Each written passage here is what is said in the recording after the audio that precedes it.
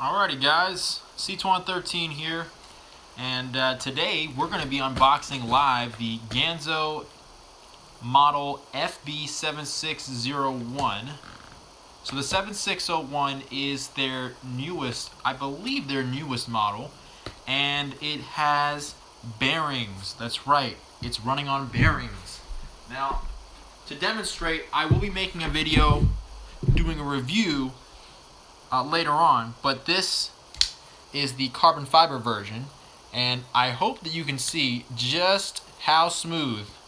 I mean, this is a Ganzo. Now, obviously, I've done a little bit of adjustment. I've cleaned out the pivot, I've lubricated it, and also slightly adjusted the Omega springs.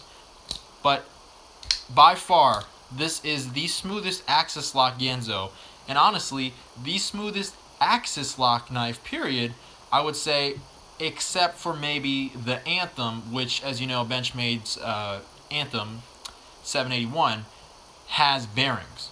So, but other than that, there are no other bearing axis lock knives, and you can see just how quickly that deploys, how smooth it is.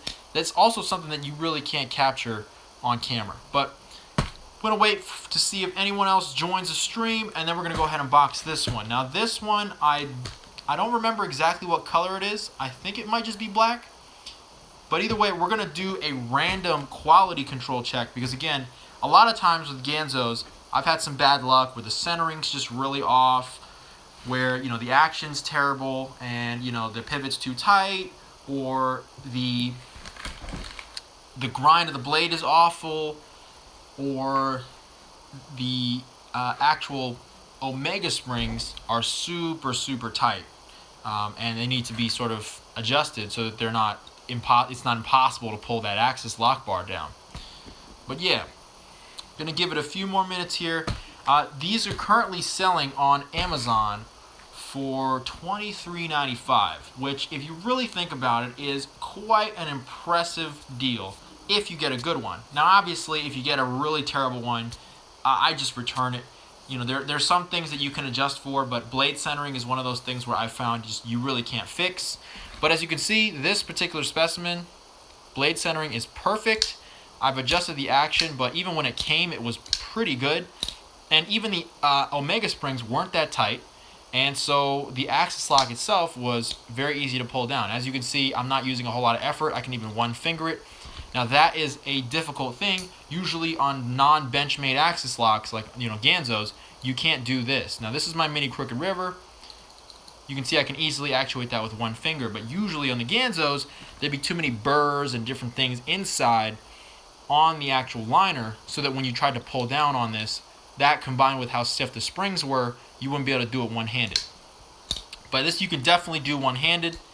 And, well, I messed that one up there, but you can definitely do this one-handed, pulling it down right here. You can see that, no problem. And, you know, obviously I prefer doing two-finger, but that's just because it's a little easier, and just the nature of the axis lock, it's just better and more balanced to do it that way. Plus, it gives you a more secure grip on the knife. But I think no one else might be joining tonight. You know, it is kind of late, so I will be getting into this. So let's go ahead and cut it open.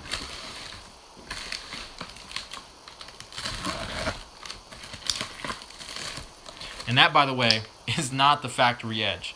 It did come decently sharp, but that is an edge I put on there with the KME. So, razor sharp.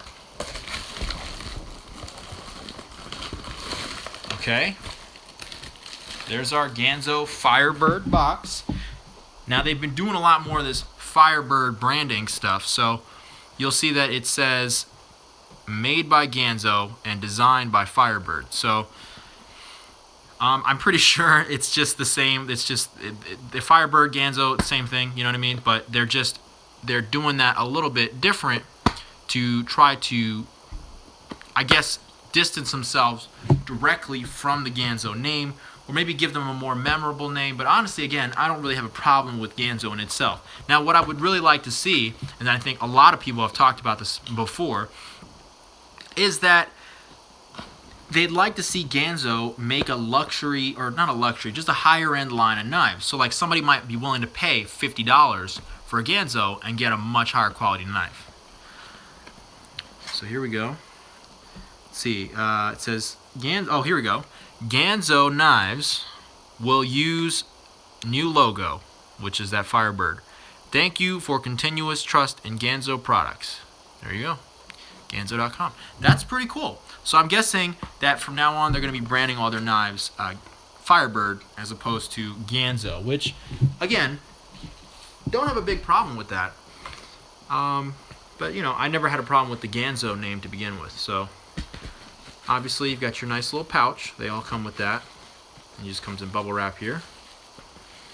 Alright, there's the knife. So let's first check centering. Pretty good. Pretty solid. That's, I'm not expecting perfection, but that's pretty close. Now, if we check fit and finish, there's no crazy burrs. That's the other thing, by the way. These got a nice G10 backspacer, and really everything just fits nice. That clip has got just the right amount of springiness. It's not too stiff. It's not too loose. If we look at, again, like I said, the finishing, the edges, honestly, I'm so impressed. I've seen Benchmades with worse finishing and sort of ridges and seams and stuff. So, all things considered, it's not that bad. Obviously there's going to be a little roughness here. And again, I can't get over with this deep carry pocket clip. You'll see how they designed it. It goes really deep, so like it literally goes above the knife, right? And then the screws are actually into the liner, not through the scale, so they don't get in the way. There's literally nothing in the way of your pocket material going all the way up to the top of that clip. So it's going to sit real deep.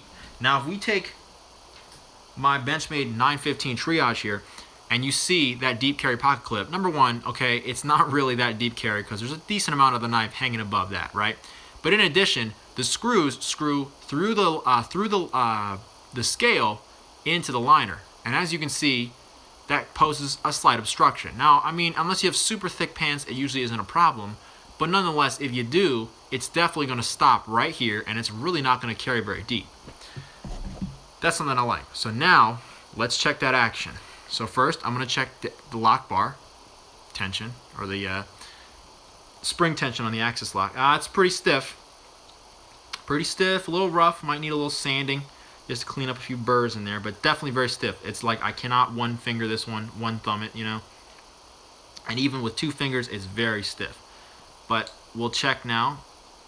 Okay, well, how stiff that spring, those Omega springs are, it's not going to be very easy to open, but we'll check. Okay, pivot might need a little adjustment, but I'm not feeling too much crap going on there, because another thing with these bearings is if the track on both the blade face and the inside of the liners is really nasty, just like a bunch of like rough metal in there, rough steel, then you'll have an issue with action. It'll be pretty rough. So overall, it's pretty decent. Really, the only thing that I see an issue with this knife is, again, of course, and this is true with almost all Ganzos that I've seen, is the Omega spring tension. It's just not very good. That's the biggest issue. Now, I'm looking at the blade grind here, and I can't really tell, but it almost looks like they ground a recurve into that blade, which I'm not super happy about. Yeah, I don't know if you can see that. Yeah. I could swear that's like a very slight recurve. You know what I mean? I might be imagining things, but to me that looks like it's almost slightly recurved. I don't know about you guys. Tell me in the comments if you think this is kind of recurved there. But like for comparison, I'll bring out the other Ganzo here, which I think has a much straighter grind. And I swear, I think it has an ever so slight recurve on it, which is just going to be a pain in the ass when I'm sharpening, but it's not the end of the world. Now, checking sharpness here, not incredibly sharp, but we'll do a test here. I'll get the foam packaging it came in. So we'll cut that. Let me grab a piece of paper.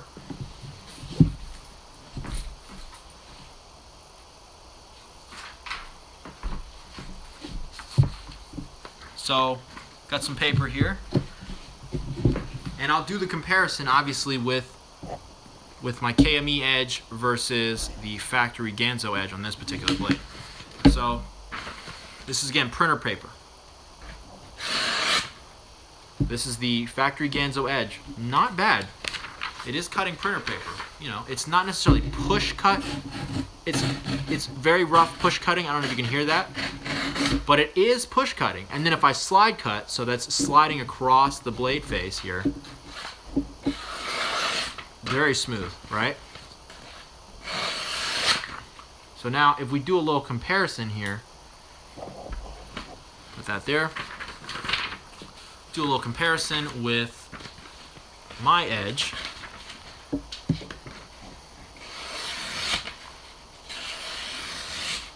A little bit smoother. You can see I'm push cutting with no effort. I can feather the paper. But again, I'm not necessarily expecting any knife to come from the factory 100% razor sharp, because I think doing that sort of highly refined edge, especially in a budget knife like this, is going to take a lot of time and effort that will obviously increase the price. But nonetheless, I am pretty happy considering this is a very functional edge. I'll check the tip here. I mean, it's sharp along the whole length of the edge. So I don't know if you can see that. Well, maybe there's a little dead spot right here. Yeah, it's a little dead. Yeah, a little dead right there. But for the most part, you've got a very functional edge here. And, you know, for people that buy this as a budget knife, that they might even buy this as a knife they use for like a year or two and then throw it out, you know. You know, obviously I would never do that. I mean, I'm a big proponent of, you know, maintaining your tools. But if you're somebody that doesn't like to sharpen, right, and just wants a beater knife they're going to put through hell and then throw out, I mean, this is pretty good. I'm just so excited, though, with the potential with Ganzo going into bearings, going into better quality materials, you know. And I'm really, really hoping that they'll go and move into higher qualities, just higher grade steels. I mean, I would love to see this knife in like an S35 VN, because again, that's a really good steel, and it also eliminates some of the issues that are present in S30V.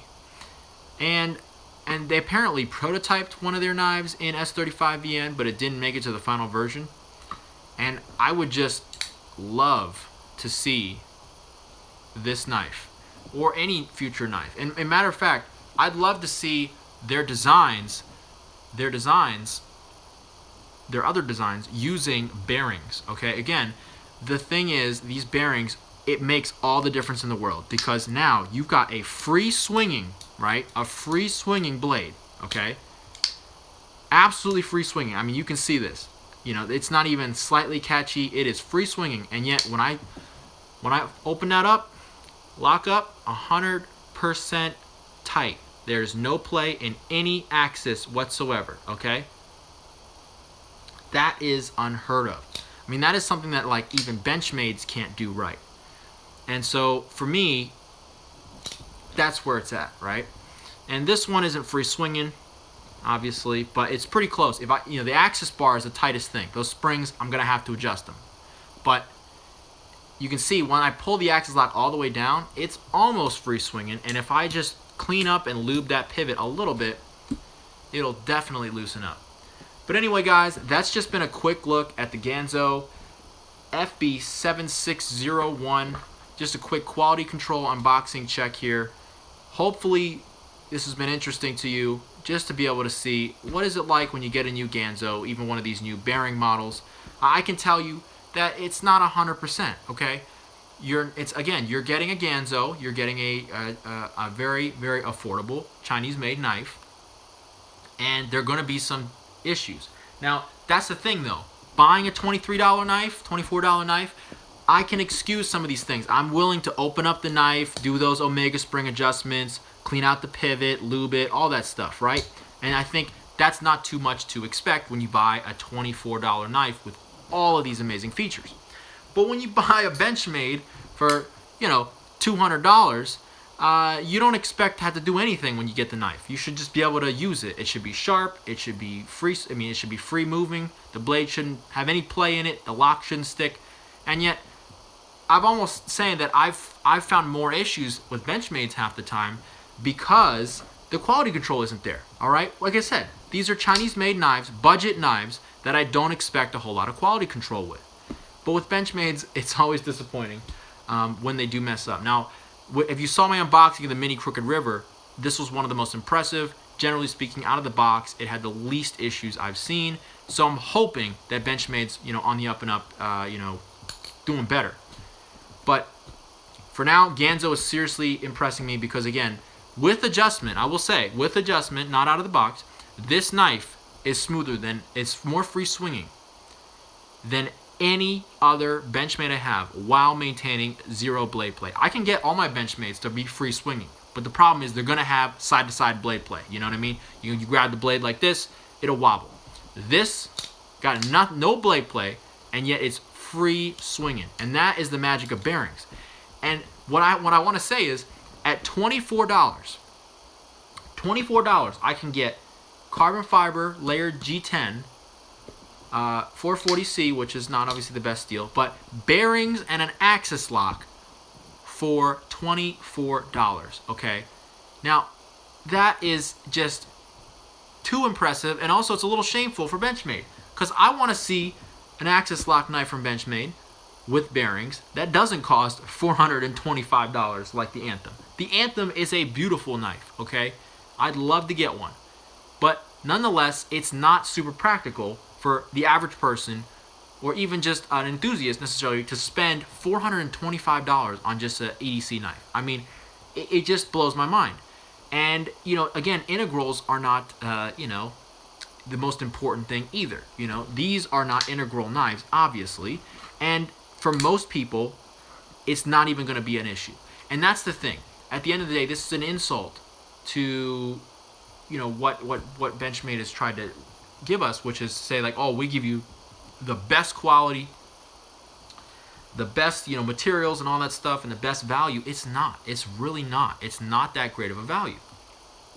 So, sorry to go on a little rant here, but it's just, that bothers me a lot, because I love Benchmade. Benchmade is honestly, I'm a huge fan of Benchmade. I like their designs.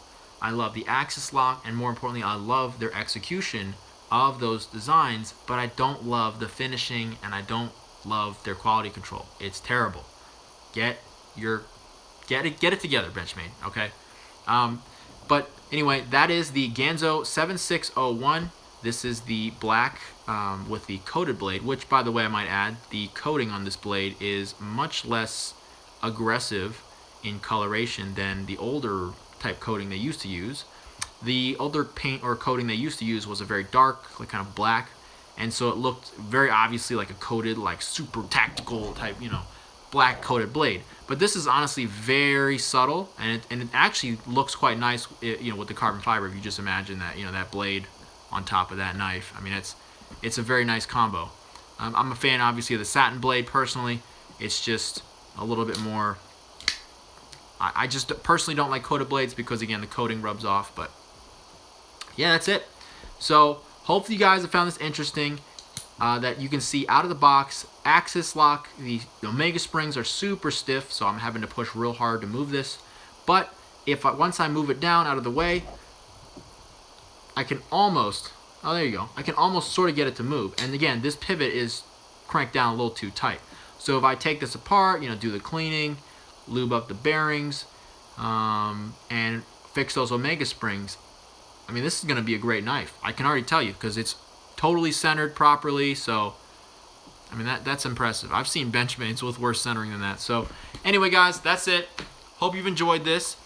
I will leave a link in the description to where you can buy this knife if you're interested. I will be doing a review on this particular knife because, of course, this is the carbon fiber version, and I figure it's worth it to do a review on that because not only have I had this and used it and carried it for a very good while, I've also had the opportunity to sharpen it. I reprofiled the edge to, I believe, 23 degrees on either side, on either side, and I've had time to use it as my daily driver, and also just get used to the difference in the handle scales, because I mean, you can see this is actually a smooth laminated carbon fiber versus the more grippy G10.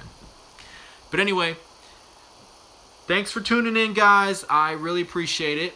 And if you have any questions, leave them below in the comments once the video is uploaded, because I'm going to end the stream.